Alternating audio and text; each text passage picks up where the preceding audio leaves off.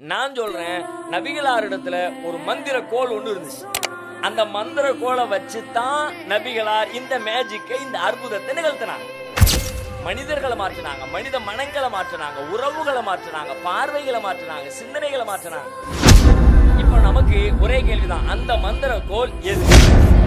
ஆனா இப்ப நம்ம கையில நபிகளார் காலத்துல நபிகளாருடைய சமூகத்தை மாற்றி அமைச்ச அந்த ஒரு மந்திர கோல் நம்ம கையில் இருக்குது. ஆனால் நம்முடைய கைகளில் இருக்கிற இந்த மந்திர கோல் அந்த வேலையை செய்வதில்லையே, ஏன்?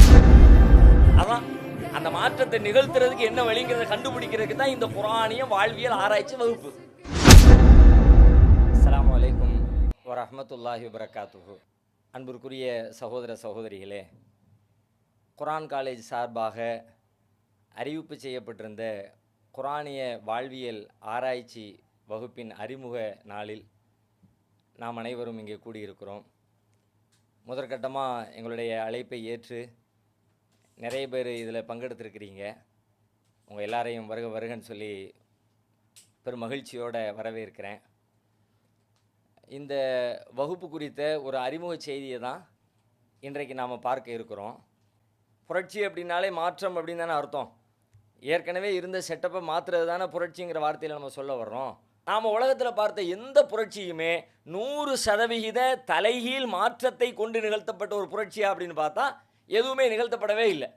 பிறகு அப்படி நிகழ்த்தப்பட்ட ஏதாவது ஒரு புரட்சி இருக்கான்னு தேடி பார்த்தா ஒரே ஒரு புரட்சி உலகத்தில் வரலாறு எழுதப்பட்ட காலத்தில் இருந்து இன்னைக்கு வரைக்கும் நீங்கள் வரலாறுகள் எல்லாத்தையும் படித்து பார்த்தா ஒரே ஒரு புரட்சி, அப்படி சொல்ல தகுந்த ஒரு புரட்சி நிகழ்ந்திருக்கிறது. அது என்ன புரட்சி அப்படின்னா, அன்னலம் பெருமகனார் நபிகள் நாயகம் ஸல்லல்லாஹு அலைஹி வஸல்லம் அவர்கள் நிகழ்த்திய அந்த புரட்சி. அவர்கள் இறைவனின் தூதராக வருவதற்கு முன்னால் சமூகம் எப்படி, சமூகத்தினுடைய வாழ்வு நிலை எப்படி, அவர்களுடைய சிந்தனை எப்படி, அவர்களுடைய அறிவு எப்படி, அவர்களுடைய செயல்திறன் எப்படி, அவர்களுடைய ஆன்மீகம் எப்படி, அவர்களுடைய பொருளாதாரம் எப்படி, அவர்களுடைய குடும்ப அமைப்பு எப்படி, எல்லாத்துலேயும் மாற்றம். 100% 360 டிகிரி அப்படியே இங்கே இருந்தவங்க அப்படி தூக்கி புரட்டி போட்ட மாதிரி. அன்றாட வாழ்க்கை முறையில் இருந்து ஆன்மீகத்தில் இருந்து எதை எடுத்து பார்த்தாலும் சரி, ஒரு வாழ்வின் ஒரு அம்சங்களை கூட மிச்சம் இல்லாத வகையில் ஒட்டுமொத்தமாக தலைகீழாக புரட்டி போட்ட ஒரு புரட்சியை நபி ஸல்லல்லாஹு அலைஹி வஸல்லம் அவங்க நிகழ்த்தினாங்க. இது ஏதோ நபி ஸல்லல்லாஹு, இப்போ நம்மளாம் முஸ்லீம்களாக இருக்கிறோம், முஸ்லீம்கள் கூடியிருக்கிறோம் அப்படின்றதுனால சிறு வயசுலேருந்து இஸ்லாம் குறித்தும் ரசூலுல்லாஹ் குறித்தும் பெருமையாக பேசிக்கொண்டு அவங்கள பற்றியான உயர்வான கருத்துக்களை பகிர்ந்து கொண்டு அந்த அடிப்படையில் சொல்லப்படுகிற செய்தி அல்ல இது. அதை தாண்டி நிஜமாகவே வரலாற்றை படித்ததுனால, வரலாற்றினுடைய புரட்சிகளை படித்ததுனால, புரட்சி என்ற பெயரால் அழைக்கப்பட்ட விஷயங்களுடைய மாற்றங்களை படித்ததுனால அதையும் இதையும் ஒப்பிட்டு பார்க்கிற முஸ்லீம் அல்லாத ஒருத்தராக இருந்தாலும் சரிதான், அவரும் நம்முடைய இந்த கருத்தை ஒத்துக்கிட்டு தான் ஆகணும். இஸ்லாத்தில் எதிர்க்கிற ஒருத்தராக இருந்தாலும் சரிதான், இஸ்லாத்தை ஒருத்தருக்கு பிடிக்கவே இல்லை, இஸ்லாத்தினுடைய வளர்ச்சி பிடிக்கவே இல்லை, இது எப்படியா அழிக்கணும்னு நினைக்கிறார், ஆனாலும் காரண காரியத்தோடு இந்த கருத்தை அவரால் மறுக்க முடியுமான்னு கேட்டால் யாராலையும் உலகத்தில் அறிவுடைய மக்களால், சிந்தனையுடைய மக்களால், வரலாற்றை படித்த மக்களால் இந்த கருத்தை மாற்றவே முடியாது. இதை எதிர்த்து சொல்வதற்கு எந்த செய்திகளும் மிச்சம் இருக்காது. ஏன்னு கேட்டால் நிஜத்தில் நபிகளார் நிகழ்த்திய மாற்றம் என்பது, புரட்சி என்பது நிஜமான புரட்சி. அது மாற்றம், அது அப்படியே புரட்டி போட்டாங்க. தலைகீழாக மனித வாழ்க்கையை புரட்டி போட்டாங்க. எல்லா வகையிலையும் மாறிச்சு. முதல்ல அவர்களுடைய அறிவு மாறிச்சு, சிந்தனை மாறிச்சு, சிந்தனையின் விளைவாக தோன்றக்கூடிய எமோஷனல் அவர்களுடைய உணர்வுகள் மாறிச்சு. அதுக்கு பிறகு அவங்களுடைய நடத்தை மாறிச்சு. இதுதான் மனித வாழ்வின் மாற்றத்திற்கான முக்கிய கூறுகளே. அதுதான் அந்த முக்கிய கூறுகளை மாற்றிருச்சு. இப்போ நீங்கள் சொல்லப்படுற வேறு புரட்சிகளில் என்ன அறிவு மாறிச்சுன்னு கேளுங்க. பிரெஞ்சு புரட்சிம்பாங்க, ரஷ்ய புரட்சிம்பாங்க, பால் புரட்சிங்காங்க, விவசாய புரட்சிம்பாங்க, பசுமை புரட்சிம்பாங்க, எந்த புரட்சியாக இருக்கட்டும் அதில் அறிவு ரீதியாக அறிவில் ஏற்பட்ட மாற்றம் என்ன, உணர்வில் ஏற்பட்ட எமோஷனல் உணர்வில் ஏற்பட்ட மாற்றம் என்ன, நடத்தையில் ஏற்பட்ட மாற்றம் என்ன, இதுதானே மனித வாழ்க்கையை தீர்மானிக்கிறது. இந்த 3 அம்சங்களில் எந்த இடத்துல மற்றவங்க எல்லாம் மாற்றத்தை நிகழ்த்தினாங்கன்னு கேட்டால் எங்கேயுமே ஒன்றும் சொல்ல முடியாது. புற சாதனங்களில், புற செயல்பாடுகளில், ஒரு சில நடைமுறை சார்ந்த விஷயங்களில் சிற்சில மாற்றங்கள் கொண்டு வரப்பட்டிருக்குமே தவிர அதுவே உலகம் பெருசாக கொண்டாடிக்கிட்டு இருக்குது. ஆனால் நபிகளார் நிகழ்த்திய மாற்றம் உண்மையான புரட்சி, உண்மையான மாற்றம். இப்போ நம்ம முன்னாடி இருக்கிற கேள்வி ஒன்றே ஒன்று தான். என்ன கேள்வின்னு கேட்டால், இந்த புரட்சியை நபி ஸல்லல்லாஹு அலைஹி வஸல்லம் எப்படி நிகழ்த்தினார்கள்? உலகத்தில் யாராலும் நிகழ்த்த முடியாத ஒரு புரட்சி இது. எந்த அளவுக்குன்னு கேட்டால், இப்போ சாதாரணமாக யாராலும் நிகழ்த்த முடியாது, இதுவரைக்கும் நிகழ்த்தாது, யாருமே நிகழ்த்தாததுன்னு நம்ம சொல்கிறோம்ல.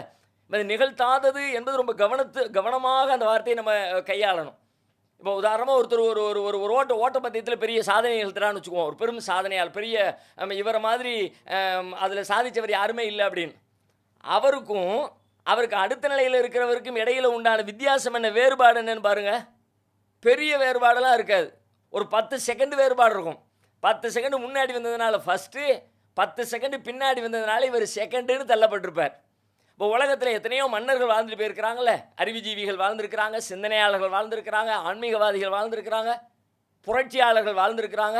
அப்படியெல்லாம் நம்ம கொண்டாடக்கூடிய எந்த புரட்சியாளரையும் இப்போ ரசூலுல்லாவுடைய புரட்சியோட பக்கத்தில் வச்சு ஒப்பிடும் பொழுது நபி ஸல்லல்லாஹு அலைஹி வஸல்லம் 100%, இவங்க 98, ரசூலுல்லாஹ் 100, இவங்க 99, நபிகளார் 100, இவங்க 95 அல்லது 90 அப்படி சொல்வதற்கு அதுக்கு பக்கத்தில் வச்சு பார்க்குற மாதிரி புரட்சிகளை யாராவது நிகழ்த்தி இருக்கிறாங்கன்னா அப்படியே இல்லை.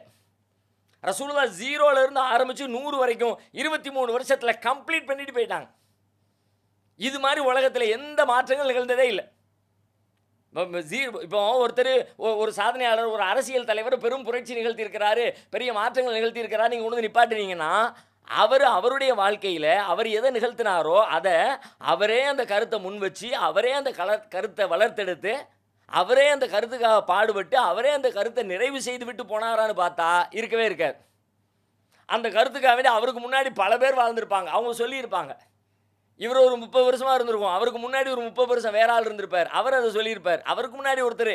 இது மாதிரி பல 100 பேர் பாடுபட்டு ஒரு கருத்தை மக்கள் அப்படியே கொஞ்சம் கொஞ்சமாக டெவலப் பண்ணி கொண்டு வந்து நிப்பாட்டி அதுக்கு பிறகு ஃபைனல் ஸ்டேஜில் ஒரு 80% வேலைகளை முன்னாடி உள்ள ஆள் பார்த்துருப்பாங்க, மீதம் இருக்கிற 20% வேலையை இவர் வந்து பார்த்து கம்ப்ளீட் பண்ணியிருப்பார். ஆனால் நபிகளார் அப்படி பார்க்கல. நபிகளார் பிறந்த ஊரில், அவங்க தூதராக அனுப்பப்பட்ட அந்த பூமியில் அவங்க எந்த கருத்தை கொண்டு வந்து சொன்னாங்களோ நிலைநாட்டினாங்களோ அங்கே அவங்க தான் அதை 0லேருந்து ஸ்டார்ட் பண்ணாங்க. அந்த ஆன்மீக கருத்தோ, அந்த வழிபாட்டு சிந்தனையோ, அந்த உலகத்தை பற்றிய பார்வையோ, உலகம் யாருடையது, நாம் ஏன் பிறந்தோம், எப்படி பிறந்தோம், எதற்கு பிறந்தோம், எங்கே செல்ல போகிறோம், எந்த விஷயம் குறித்தும் 0ல் இருந்துச்சு. ரசூலுல்லாஹ் 0ல் ஆரம்பித்து அதை அவங்க மரணத்துக்குள்ள 23 வருஷ இடைவெளி தான். 80 வருஷம் 100 வருஷம் அப்படி கூட இல்லை, வெறும் 23 இயர்ஸ். 23 வருஷ இடைவெளியில் 100ல் கொண்டு வந்து நிப்பாட்டினாங்கன்னா இப்படி ஒரு மாற்றத்தை உலகத்தில் யாருமே நிகழ்த்தலையே. எப்படி நிகழ்த்தினாங்க? எப்படி நபிகளாரால் மட்டும் இது சாத்தியமானது? இந்த கேள்வியை கேட்டால் இந்த கேள்விக்கு நம்ம இடத்துல பதில் என்ன? பலரும் பல்வேறு பதில்கள் சொல்லலாம். நான் சொல்கிறேன், நபிகளாரிடத்தில் ஒரு மந்திர கோல் ஒன்று இருந்துச்சு, ரசூலுல்லாஹ் இடத்துல ஒரு மந்திர கோல் இருந்துச்சு. அந்த மந்திர கோலை வச்சு தான் நபிகளார் இந்த மேஜிக்கை, இந்த அற்புதத்தை நிகழ்த்தினாங்க. அந்த மந்திர கோல் இல்லாட்டி நபிகளாரும் இந்த மாதிரி ஏதோ செஞ்சுருப்பாங்க. எப்படி செஞ்சுருப்பாங்கன்னா, வரலாற்றில் வேறு வேறு தலைவர்கள் நம்ம சொல்கிறோம்ல, இந்த புரட்சி, அந்த புரட்சி, அவ்வளோ புரட்சி, இவ்வளோ புரட்சின்னு, அந்த மாதிரி ரசூலுல்லாஹ் ஒரு 30, ஒரு 40, ஒரு 50, ஒரு 60, ஒரு 70ன்னு அப்படி செஞ்சுருக்க முடியுமே தவிர 100% இப்படி ஒரு தலைகீழ் மாற்றத்தை, புரட்சியை நபிகளாரால் செஞ்சுருக்க முடியுமான்னு கேட்டால் முடியவே முடியாது. ஏன்னா மனிதர்களுடைய ஆற்றல், சிந்தனை எல்லாமே கிட்டத்தட்ட ஒரு ஈக்குவல் தான். கொஞ்சம் முயற்சி எடுத்தால் ஒரு ஸ்டெப்பு முன்னாடி போகலாம், 2 ஸ்டெப்பு முன்னாடி போகலாம். அதை தாண்டி சம்மந்தமே இல்லாத 2000 கிலோ தூக்குற அளவுக்கு ஒருத்தர் உடல் பலுவுள்ளவராக மாற முடியுமா? முடியாது.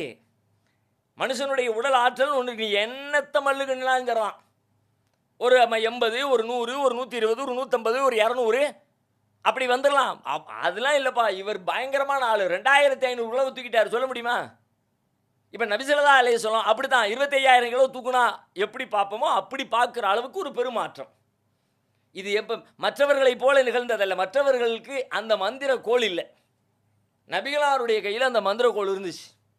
அந்த மந்திர கோல் இருந்த காரணத்தினால அதை வச்சு தான் நபி ஸல்லல்லாஹு அலைஹி வஸல்லம் இவ்வளவு பெரிய மாற்றத்தை, இந்த புரட்சியை நிகழ்த்தினாங்க.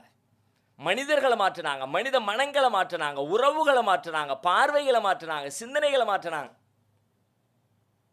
இப்போ நமக்கு ஒரே கேள்விதான், அந்த மந்திர கோல் எது? பெரும்பாலும் எல்லாரும் குர்ஆனை தான் போடுறீங்க.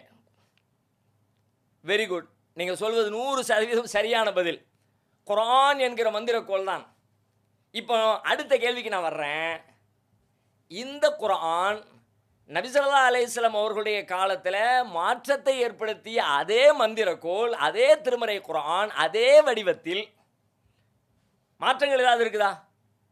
ரசூலுல்லாஹ் காலத்தில் எந்த குர்ஆன் எப்படி அருளப்பட்டுச்சோ, என்ன ஓசையோ, என்ன வார்த்தையோ, அதில் ஏதாவது ஒரு சின்ன சொல் மாற்றங்கள் இருக்குதா? ஓசை மாற்றம் இருக்குதா?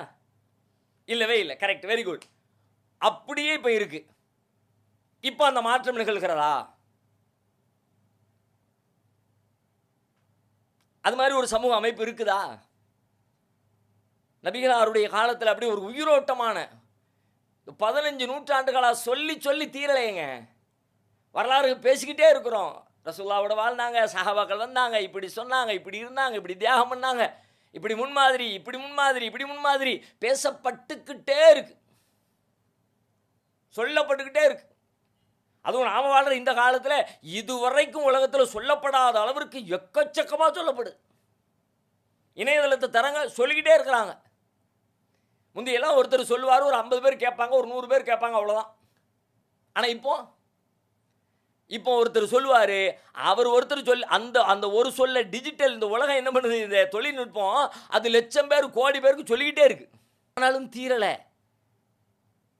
இவ்வளவு பேசப்படுது. ஆனால் இப்போ நம்ம கையில் நபிகளார் காலத்தில் நபிகளாருடைய சமூகத்தை மாற்றி அமைச்ச அந்த ஒரு மந்திரக்கோள் நம்ம கையில் இருக்குது. ஆனால் நம்முடைய கைகளில் இருக்கிற இந்த மந்திரக்கோள் அந்த வேலையை செய்வதில்லையே. ஏன்?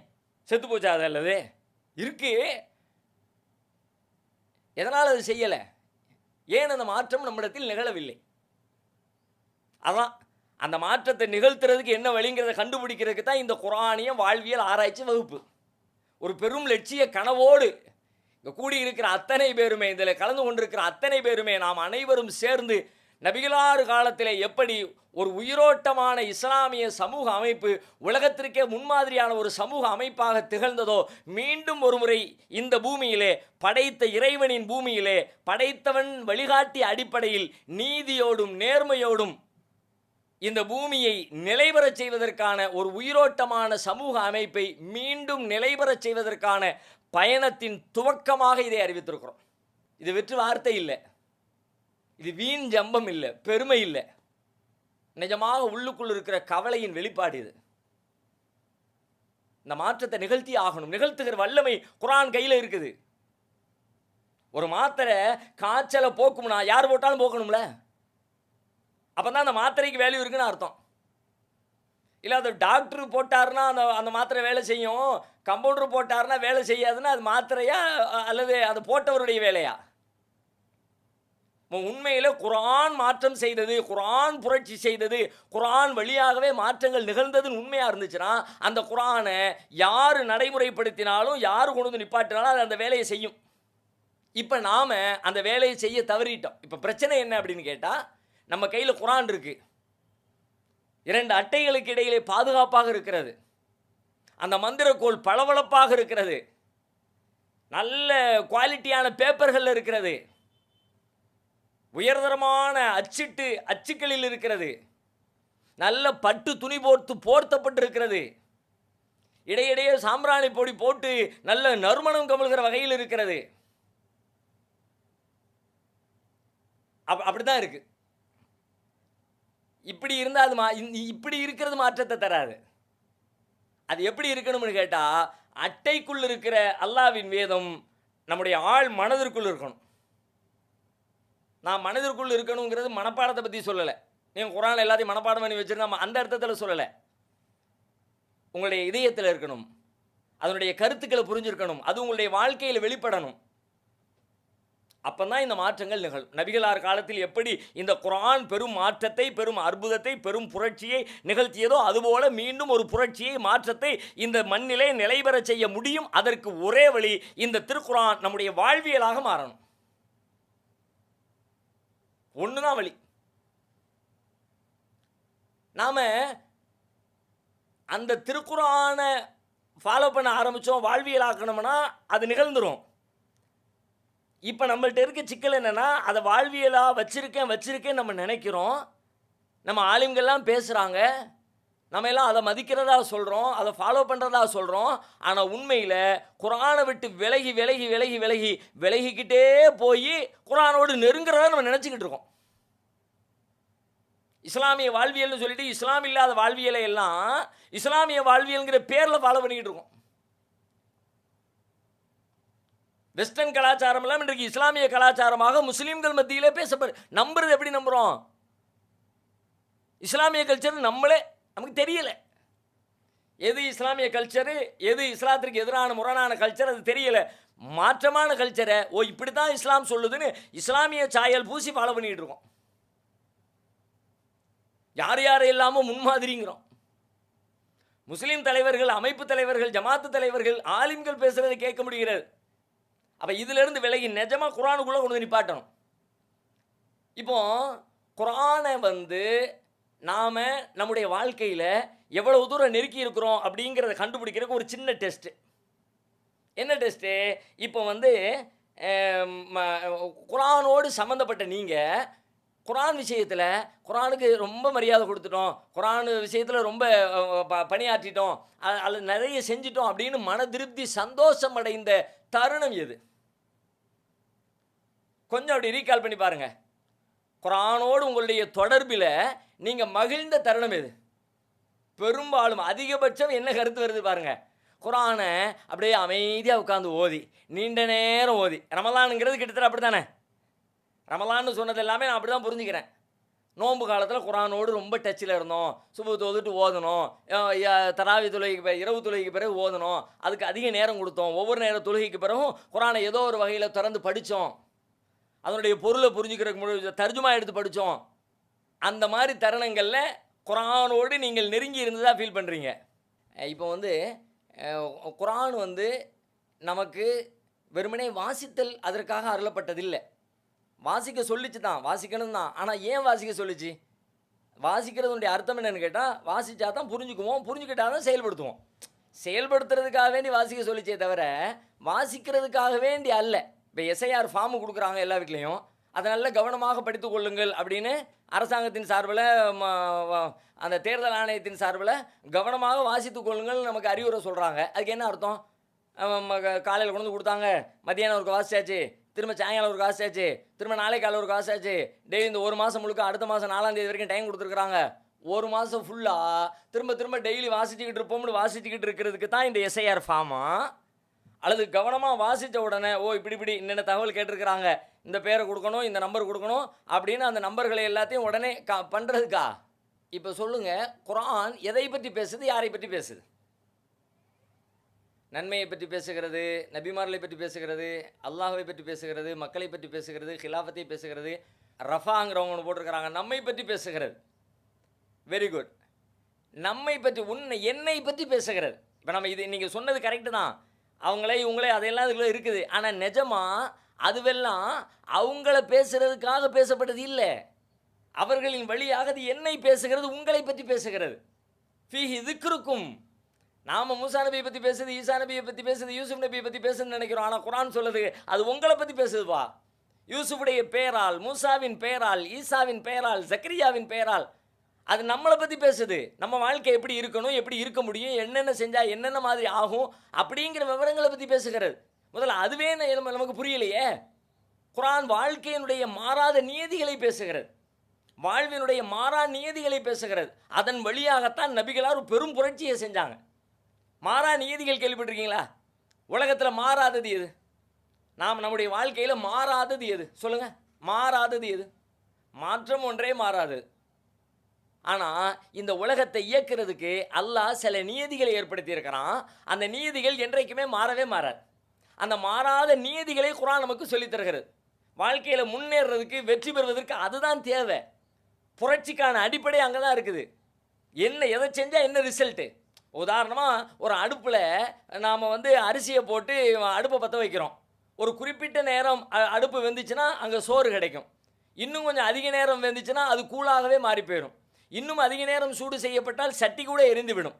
இன்னும் அதிக நேரம் சூடாக்கப்பட்டுச்சுன்னா வீடே கூட தீப்பற்றிக்குள்ள வாய்ப்பு இருக்கிறது. இப்போ இது என்ன? இது ஒரு நியதி. உலகத்தில் இறைவன் ஏற்படுத்திய ஒரு இது. இப்படி தான் யார் செஞ்சாலும் இப்படி தான் நடக்கும். யார் வேணாலும் பற்ற வைக்கட்டும், சின்ன பையன் பற்ற வைக்கட்டும், பெரிய ஆள் பற்ற வைக்கட்டும், யார் வேணாலும் பற்ற வைக்கட்டும். ஆனால் இந்த மாதிரி ஒரு குறிப்பிட்ட நேரம் வேக வைத்தால் என்ன நடக்குமோ அது நடக்கத்தான் செய்யும். கண்டிப்பாக அது நடக்கும். அப்போ இதுதான் மாறாத நீ. அதாவது ஒரு சுன்னத்துல்லா போட்டிருக்கிறாங்க. சுன்னத்துல்லா கரெக்ட், வெரி குட். அல்லாஹ்வுடைய நியதி, சுன்னத்துல்லா, சுன்னத்துன் நபி நம்ம நிறைய பேசியிருக்கோம், நிறைய கேட்டிருக்கிறோம். சுன்னத்து நபியை பற்றி கேட்குறோம்ல, ரசூலுல்லாவுடைய சுன்னத்து, தாடி வைக்கிறது சுன்னத்து, சுன்னத்தான தொழுகைகள் தொழுகிறது சுன்னத்து, சலாம் சொல்கிறது சுன்னத்து, இறந்தவங்களுக்கு வந்து துவா செய்கிறது சுன்னத்து, சலாமுக்கு பதில் சொல்கிறது சுன்னத்து, இப்படியெல்லாம் சுன்னத்து நிறைய பேசுகிறோம்ல. சுன்னத்துல்லா, அல்லாவின் சுன்னத்து தெரிஞ்சு வச்சுருக்கோமா? குர்ஆன் அல்லாஹ்வுடைய சுன்னத்தை பேசுது. அல்லாஹ்வுடைய சுன்னத்துனா அல்லாஹ் இந்த உலகத்தை இயக்குவதற்கு, சமூகத்தை இயக்குவதற்கு ஏற்படுத்தி வச்சிருக்கிற இறைவனின் மாறாத நியதிகள், மாறவே மாறாது. என்ன செஞ்சாலும் அதான் கடைசியில் ரிசல்ட்டாக வந்து நிற்கும். ஒரு மரம் முளைக்குது அப்படின்னா என்ன? ஒரு நல்ல விதை, நல்ல தண்ணீர், நல்ல சூரிய வெளிச்சம், நல்ல மண், நல்ல பாதுகாப்பான இடம், இவை அனைத்தும் ஒன்றுக்கு கிடைத்தால் ஒரு நல்ல மரம் உருவாகுவது எப்படி? மாறவே மாறாது. இது நிகழ்ந்தே தீருமோ? அதுபோல் உலகத்தில் ஒன்றுக்கு அல்லாஹ் மாறாத நீதிகளை ஏற்படுத்தி வச்சிருக்கிறான். அந்த நீதிகளை குர்ஆன் கற்றுத்தருகிறது.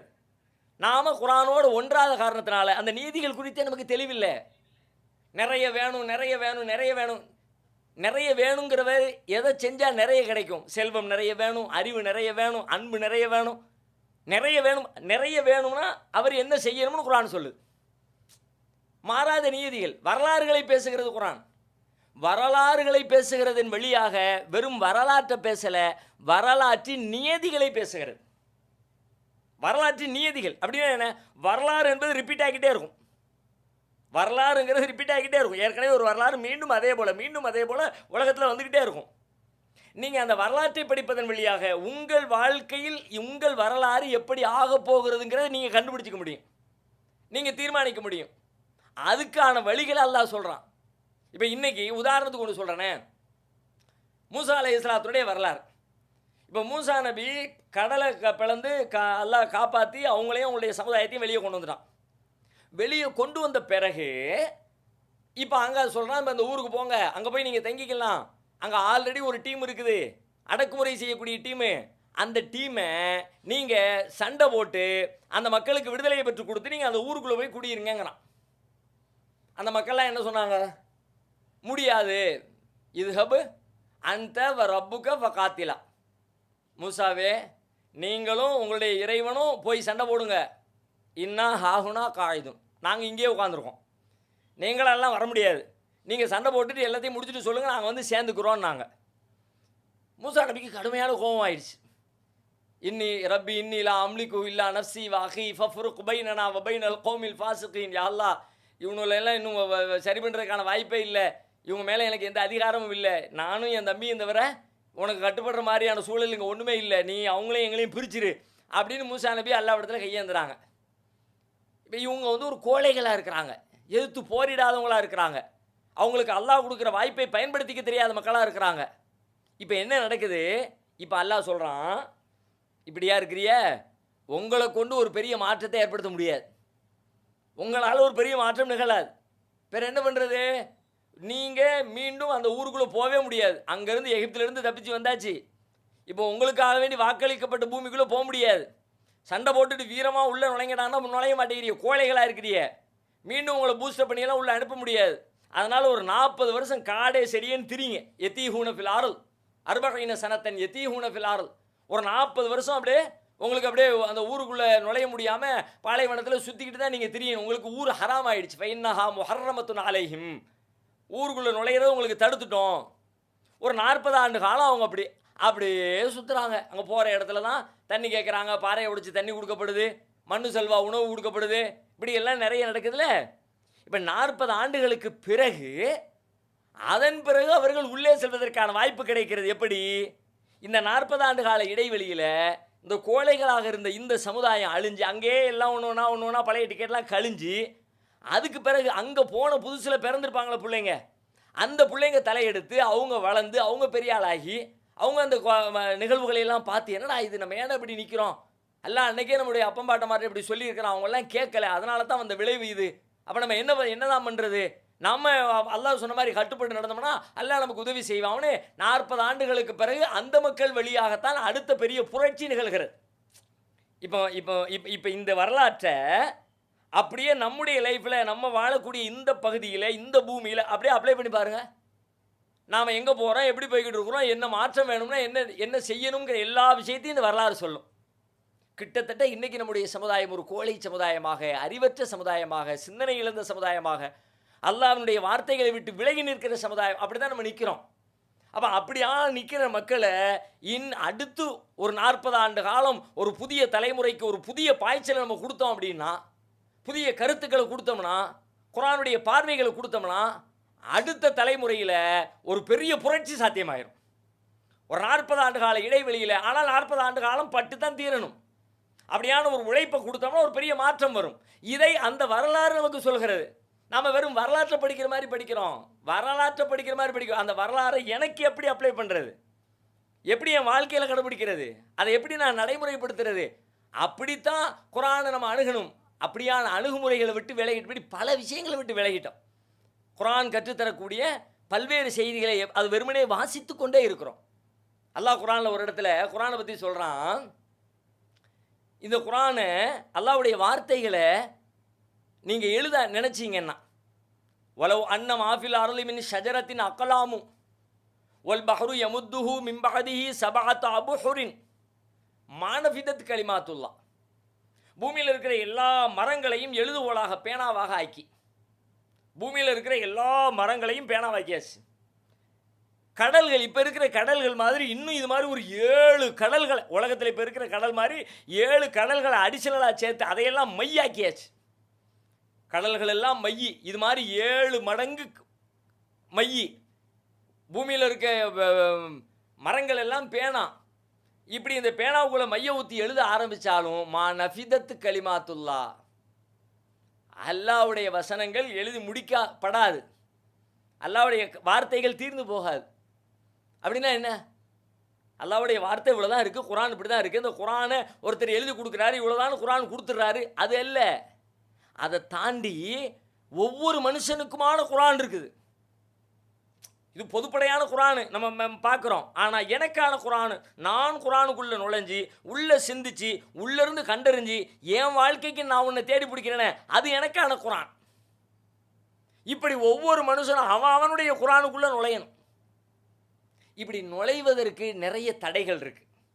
அந்த தடைகளை எல்லாம் எப்படி உடைக்கிறது, அதுதான் நம்முடைய பிரதானமான செய்தி.